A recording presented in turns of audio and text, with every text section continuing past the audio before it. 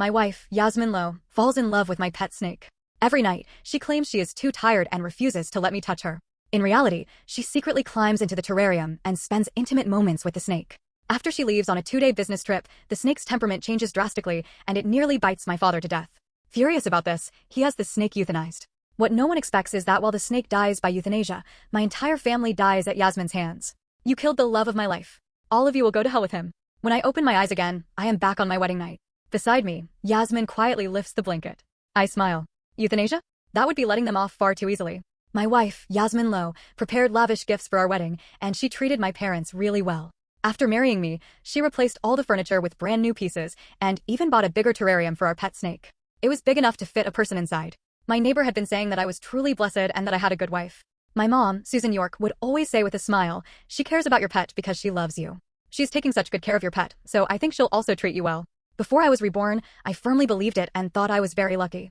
As such, I wasn't really bothered when Yasmin resisted me in bed, even when I spotted some mysterious mucus in the terrarium. Everything was fine until she went on a business trip for 2 days. The snake changed drastically and kept lashing its tail against the glass. My parents went closer to it. It started flicking its tongue, raising its tail, and flashing its genitals at Mom. Then, a foul, fishy stench filled the air, and there was even a smear of mucus. My parents couldn't help blushing. My dad, Jason Wood, pulled me aside and reminded me jokingly, you and Yasmin had better control yourselves. Even your pet has picked up your bad habits. A chill ran through my heart. Yasmin and I had never been intimate before. Mom thought of taking the snake to a vet. As soon as she opened the terrarium, the snake swiftly crawled up her arm. It instantly crawled over Mom's back and toward her pants. Terrified, Mom broke down in tears. Dad quickly threw it back into the terrarium. Left unsatisfied, the snake bit Dad. Why would a snake think of having sex with a human? Dad shouted. Enraged, he had the snake euthanized.